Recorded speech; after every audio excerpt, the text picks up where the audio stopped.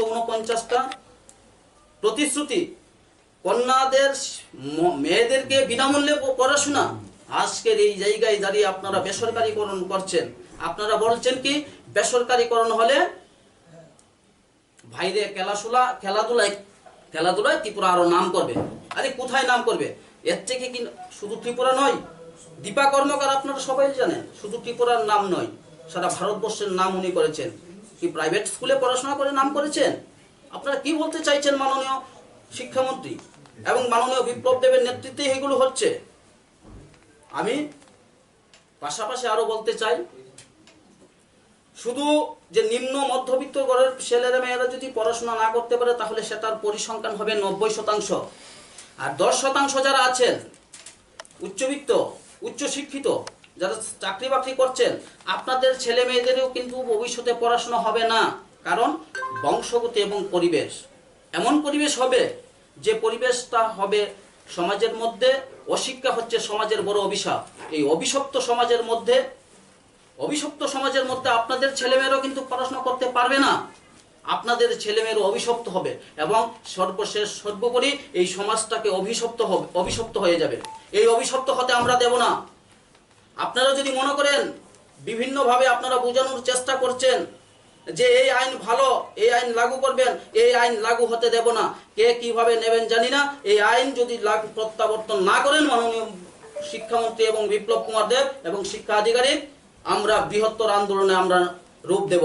যে আন্দোলন আগামী দিন আমাদের অনুপ্রেরণা দিচ্ছে, একটা আন্দোলন কৃষি আন্দোলন, ত্রিপুরা রাজ্যের মধ্যে এই আন্দোলনটা পরবর্তী আন্দোলনকে অনুপ্রাণিত করবে যদি প্রত্যাহার না করেন। এবং আপনারা জানেন আমি অধিকারের লড়াই নিয়ে আমি বারবার লড়াই করছি, মানুষের অধিকার নিয়ে লড়াই করছি। আজকে থেকে 1 বছর আগেও আপনাদের নিয়ে আমি একটা সাংবাদিক সম্মেলন করেছিলাম। আপনাদের অধিকার, রাজ্যের অধিকার, প্রত্যেকটা নাগরিকের অধিকারের লড়াই। আমি সর্বোপরি পরিশেষে একটা কথাই বলতে চাইব, আমি এই রাজ্যের প্রত্যেকটা মানুষের কাছে আমার বিনম্রভাবে আবেদন, এই লড়াই আমার আপনার লড়াই নয়, এই লড়াই রাজ্যবাসীর ভবিষ্যৎ প্রজন্মকে সুরক্ষিত করার লড়াই। এই লড়াইয়ে জাতপাত ধর্মবর্ণের ঊর্ধ্বে উঠে আপনারা এই লড়াইয়ে সবাই সামিল হবেন এবং পাশাপাশি যাদের কারণে আপনারা এই লড়াইয়ের জন্য, আমি আজকে 2-3 দিন ধরে ক্রমাগত আলোচনা চলছে, বিভিন্ন মানুষ শুধু ভয় পাচ্ছে একটা জায়গাতে, বাগি বাহিনী। আর আমি সেই বাইক বাহিনীদেরকেও বলছি, ভাই বলুন, দাদা বলি, আর জেঠু বলি, কাকা বলি, দাদুরও আজকে উচ্ছৃঙ্খল হচ্ছে, দাদু বলি, আপনাদের ঘরেও কিন্তু সন্তান আছে, তারাও কিন্তু ওই বিদ্যালয়ে পড়তে হবে বেসরকারীকরণের। আপনাদের সন্তানরাও কিন্তু মানুষ হবে না। আর এই পৃথিবীতে এমন কোনো মা বাবা নেই যে মা বাবা তার সন্তানের মঙ্গল চাই না। ভবিষ্যৎ প্রত্যেকটা, আর আপনারাও তার মধ্যে আছেন, আপনাদেরকে আমি সতর্ক করে দিচ্ছি।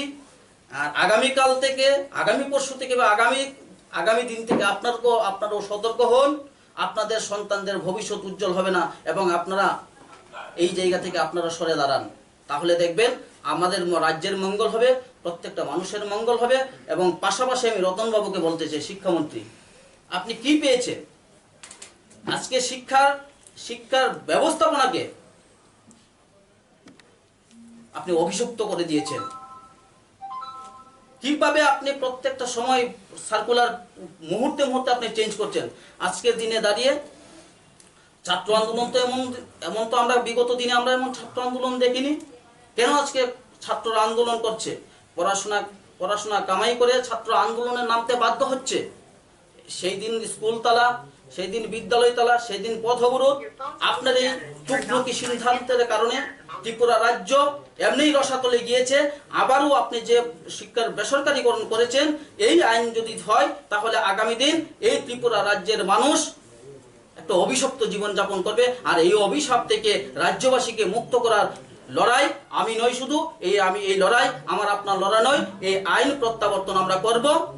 এবং যতদিন পর্যন্ত এই আইন প্রত্যাবর্তন না হয়, কে করবে কে না করবে, কে সঙ্গ দেবে, কে সঙ্গ দেবে না আমার জানা নেই। এই লড়াইয়ের শেষ লড়াই, আমার শেষ রক্তবিন্দু দিয়ে আমিও বুঝিয়ে দেব মানুষের অধিকারের লড়াই লড়বো। অধিকারের লড়াই প্রতিষ্ঠিত করতে গিয়ে যদি আমার রক্তবিন্দু দিয়ে যদি হয়, তাহলে আমি আমার শেষ রক্তবিন্দু দিয়ে আমি লড়াই করব।